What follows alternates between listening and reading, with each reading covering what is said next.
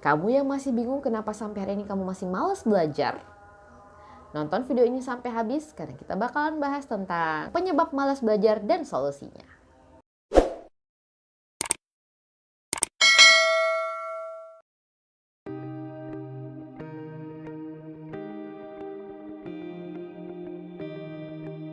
Hai, halo Sobat Art, Assalamualaikum warahmatullahi wabarakatuh. Gimana kabarnya kalian hari ini? Semoga sehat-sehat ya di tahun yang baru. Nah, kalau di episode sebelumnya saya menyapa emak-emak. Wah, kalau di episode kali ini saya akan menyapa adik-adik pelajar.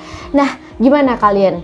Mungkin pas video ini tayang juga bertepatan hari pertama masuk sekolah ya, hari Senin. Di saatnya bicara baik yang tayang setiap Senin buat semua Sobat Art dimanapun berada. Gimana semangat sekolahnya hari ini? Bagus gak nih ya? Apakah kalian setelah kemarin liburan akhir tahun juga liburan semester sudah sempat merecharge kembali moodnya sehingga makin semangat untuk belajarnya di sekolah? Atau mungkin adik-adik pelajar yang akhirnya PW pas liburan kemarin jadi mager sekolahnya, apalagi mungkin nih ada di antara kalian yang memang kondisinya masih harus belajar dari rumah ya, nggak ketemu sama teman-teman sekolah, jadi ya semangat belajarnya masih berkurang mungkin ya, atau belum maksimal ya. Nah Sobat Art, manusiawi nih ya kalau setiap orang punya sifat malas. Tapi jangan dibiarkan juga, karena belajar itu merupakan upaya manusia untuk meningkatkan kualitas dirinya. Dan otomatis kalau kualitas dirinya meningkat, maka kualitas hidupnya pun akan menyertai.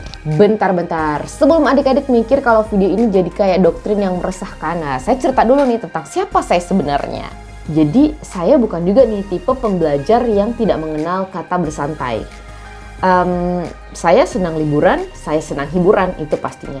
Tapi kalau soal antusiasme belajar, dulu waktu sekolah saya mungkin bisa dikategorikan lumayan rajin belajar lah ya. Tapi nggak rajin-rajin amat juga sih, gimana sih membahasakannya.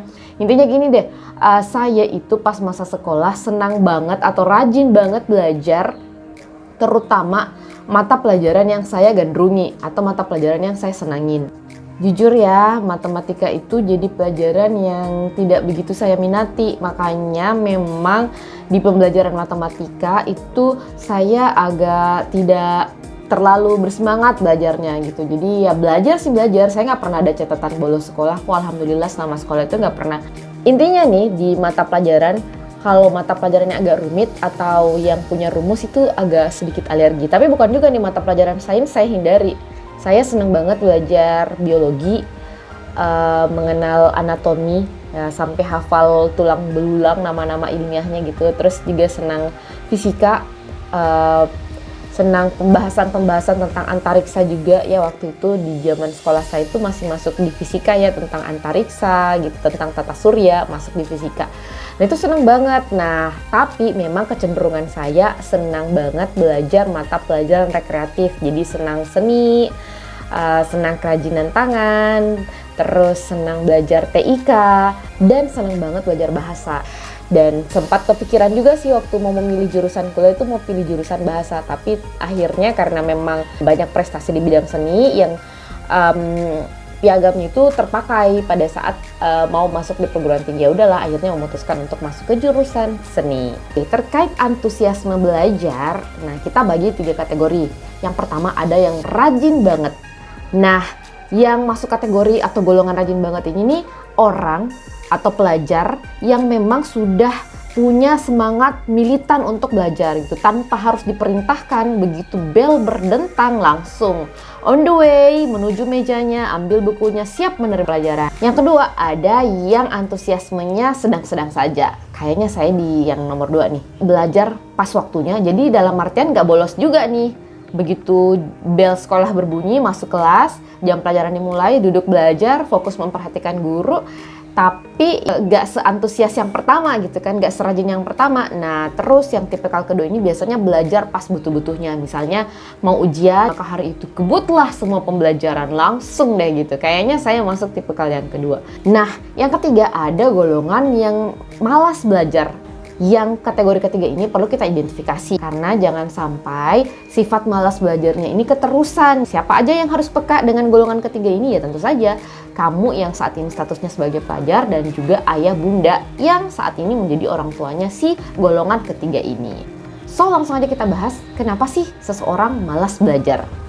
Nah yang pertama, gak ada motivasi. Baginya belajar itu sudah sepaket dengan sekolah yang harus dilalui kalau mau lulus sekolah.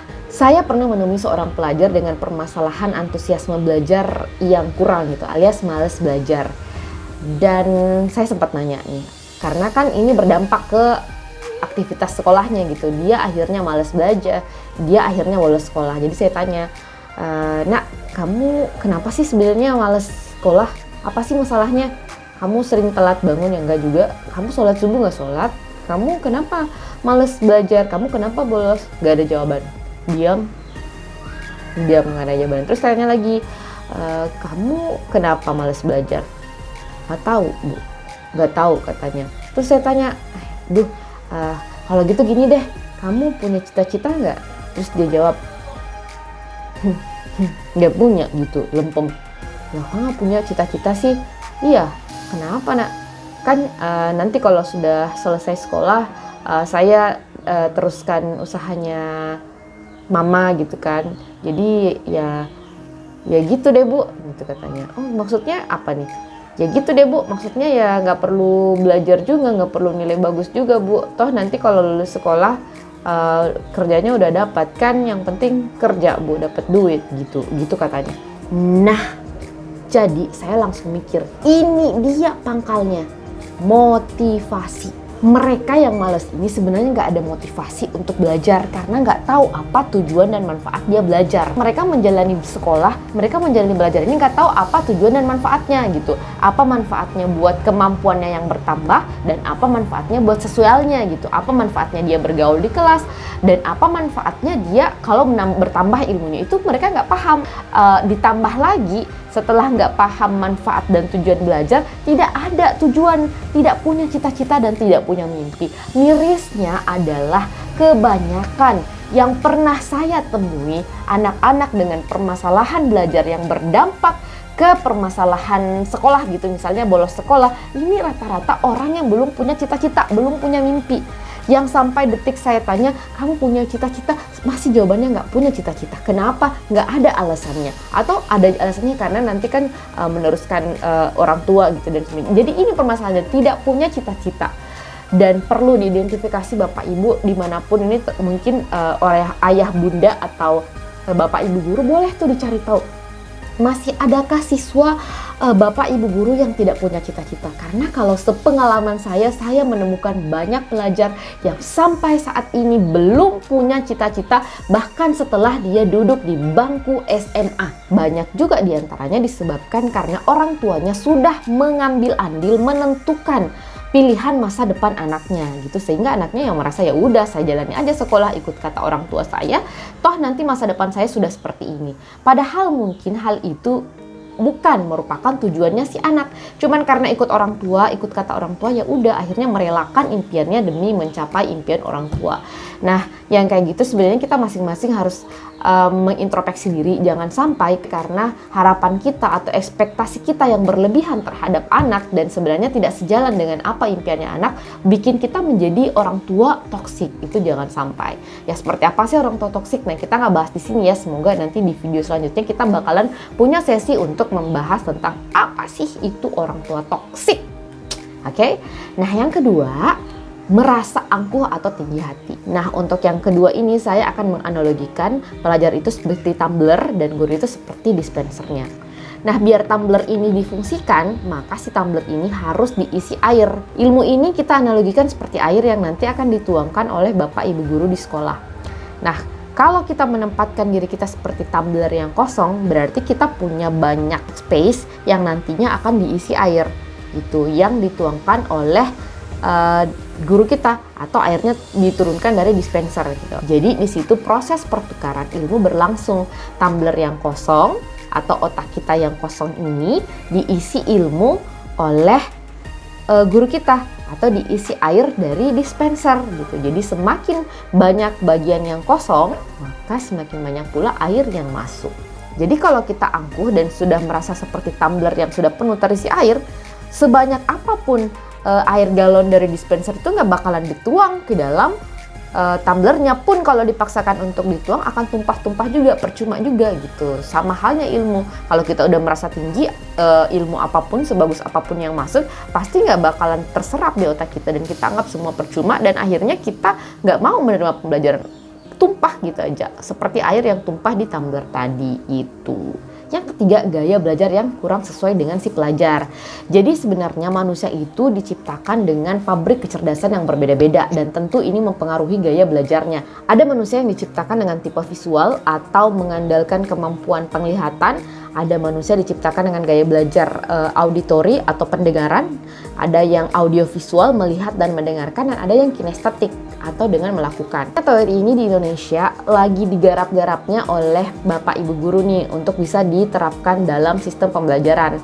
Namanya metode diferensiasi, tapi saya tidak akan bahas di sini. Ya intinya di mana metode diferensiasi ini akan menyesuaikan gaya belajar siswa sesuai dengan kebutuhannya. Apapun sih yang saat ini sedang dicanangkan oleh pemerintah, terutama dalam hal pendidikan yang digarap bersama Bapak Ibu guru, kita doakan semoga berjalan lancar dan nantinya juga untuk perbaikan pendidikan di Indonesia. Yang keempat yaitu belajarlah menghargai Bapak Ibu guru.